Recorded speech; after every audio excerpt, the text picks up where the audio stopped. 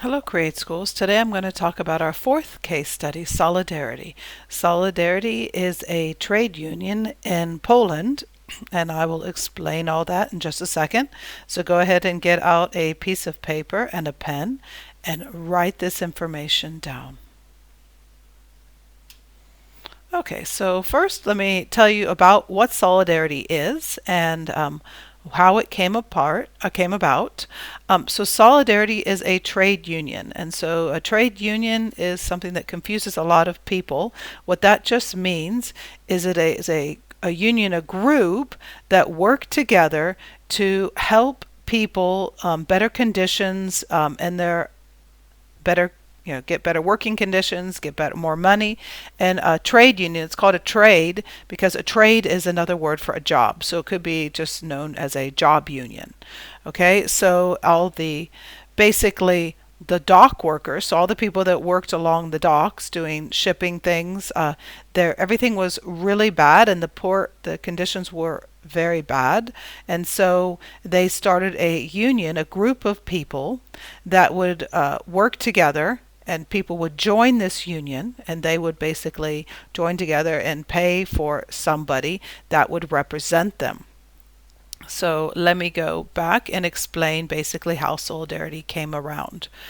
So after World War II, the conditions were very poor in Poland, like most Eastern European countries. But as a lot of other Eastern European countries slowly raised the standard of living just a wee bit, or at least remained the same, in Poland, it really got bad. And in 1979, the prices of goods, so food and things, was raised so high, and the pay increase was not raised. So basically, you didn't get any more money, but everything went really high, and basically, you couldn't afford to buy anything anymore. And so the people were facing really bad poverty. So in July 1980, then they raised the price of meat, so in particular meat. And so people started striking. And so you guys know what a strike is. That just means that all of the workers refuse to do something and everything shuts down. The Deutsche Bahn has lots of strikes, so most of you have experienced a few strikes in your life. So the leader is Lech Walesa, and again, I'm not pretty sure I'm not pronouncing his name totally correct, but it is a good way to remember how to spell it correctly. He was the leader in a shipyard. And so, like I was saying, a shipyard is where all the shipping comes in and out in Danzig. And if you remember, you should recognize that name from chapters 1 and chapters 2. Because that was the port that was given to Poland at the end in the Treaty of Versailles. And so Lech Walesa, he had a list of demands that he put forth to the government, saying, we want this, we want that, we want that. And surprisingly enough, the government agreed to all those demands. So the trade union, it actually worked. Okay, the strikers struck, they said this is what we want, and they actually got what they wanted, all 21 things. And so this was kind of like, ooh, this is really exciting. This is working. So then Solidarity was formed from that, with Lech Walesa as the leader. And then lots of people started joining, and so it became stronger and stronger. And so right here we've got a picture of Walesa, and here we have a poster, the hand that will rule the world, one big union. So people basically joining together to get what they need. So let me go ahead and move to the next slide. Pause here. So why was it so successful? I did, basically say that they got their 21 demands. People were seeing that and they're saying, whoa, that really, really worked. The strongest union membership was important industries, such as the shipbuilding industry and the heavy industries. So that is where a lot of people made money, and so a lot of government made money, and the government really needed it. So when those people join, they need to be heard and need to be able to do what the government kind of needs to do what it says. So they were not trying to get away from communism. It was actually legit in the Communist Party. They just wanted to get some money and basically better working conditions. They weren't attacking the basic pillars of communism. So 1 million members of the Solidarity were in the Communist Party. So people were union members and Communist Party members. And Walesa was very careful not to make the Soviet Union upset.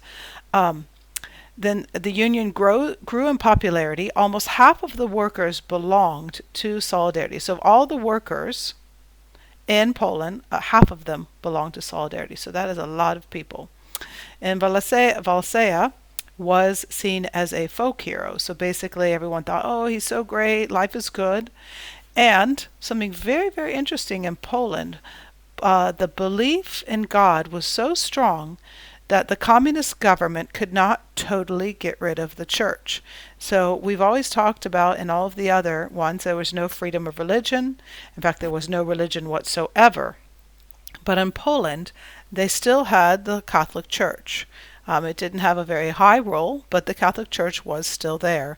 And so Solidarity was supported by the Catholic Church, which made it even stronger. The government was basically just biding their time. They're seeing what's happening, and they actually had thought that, Solidarity is so big that it would break up into a lot of small little trade unions, and not one group would control it. So basically, the government was saying, okay, if we don't do anything yet, everyone will be happy and it will stop. If we actually try to do something now, there might actually be problems. And the West was looking at Solidarity. If you remember, when we compared Hungary and Czechoslovakia, and Hungary, the rest of the world didn't do much. But when Czechoslovakia happened, people started saying, this is really not good. What is going on? Now, mind you, remember, Solidarity is in the 80s, so this is more than 10 years after what happened in Czechoslovakia. And so everyone in the West is thinking, this is, Solidarity is not doing anything bad. They're not against the communist government. Let's see what's going to happen. And the West, so America and Western Europe, supported Solidarity. And there was no violence that was going on at this point. So everything kind of looked good. So obviously, since this is on a video and a case study, we know something is going to go wrong. So let's see what happens in the next slide.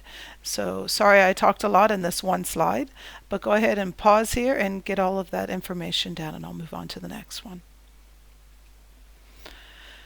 So in comes the problems. So in 1981, the Prime Minister of Poland resigned. And please note, I've got the word resigned in quotation marks. And the leader of the army came over, and his name I have a lot of problems with. So if you just take a look at it, I'm not even going to try to pronounce it here. Okay, so just go ahead and write it down and pronounce it how you'd like to. Jaruzelski. Okay, so again, I apologize for all my horrible pronunciations of all the Eastern European names. Anyway, the general, that's what I'm going to call him, the general took over, and the general and Walesa, they tried to work together to form a government and try to get a good understanding of what's going on. But of course, the general didn't really like it because he wanted to basically be the person in charge. And when we've got Solidarity and Walesa trying to control, basically, because he's in charge of Solidarity, there is a lot of tensions. And so what was going on then, Brezhnev, who was the leader of the Soviet Union at that time, started also thinking what's going on, and so he started training his army on the Polish border. And as we said many other times, that is kind of the first thing, a first kind of warning, and see what's going on. So the general decided that it was now time that he better do something before the Soviet Union does something. So, because obviously, if the Soviet Union comes out and does something, he risks losing his power position. So he imposed military martial law. And what martial law means is the government, or excuse me, the military takes over the rule of the country, and he becomes the absolute one ruler, and no one else has a say. He outlawed solidarity and threw Wallachia, into prison. So basically, this political cartoon is great. He just basically swept solidarity under the rug. Okay, so pause here, write these notes down. I'll move on to the next slide. Okay, so basically what happened? So the question is about, was Soviet Union able to hold on to communism in Eastern Europe? And here we've got the general who goes ahead and keeps charge, but of course then the Soviet Union still has his power over the general, and they're still all lovely and communist. But solidarity showed the world and other people that communism could not provide a good standard of living. They were all wanting to be communist, they all wanted to stay communist, but basically the reason why the trade union was formed is because the people were not getting enough money to live. Okay? It also showed that an organization could resist communism, and they could work together and band together and get demands that they needed, and that the communist government can be threatened by power of the people, the power of people power. So in solidarity formed together, they could actually resist. And so here we've got, this is solidarity in Polish, and we've got this Russian person saying, no, no, don't look, don't see what's going on. Don't learn to get what you want by banding together. Okay, so go ahead and pause and take these notes, and I'll move on to the next slide. So, why was solidarity important? There was no war. There was nothing that basically happened. People got some things. They stayed communist. So what is the problem? So, Gorbachev, he is our next Soviet Union person. And he took power of the Soviet Union in 1985. And he introduced some reforms, and we'll talk a lot more about that in the next video. And he released all of the prisoners of solidarity. So here's our Wallachia right here. And so at the time, the general was still in power. Okay, so from 85 to 88, or 89, 85 to 89, the general was still in power, but solidarity held the actual power. Okay, the economy started getting worse and worse and worse. Okay, so they start striking.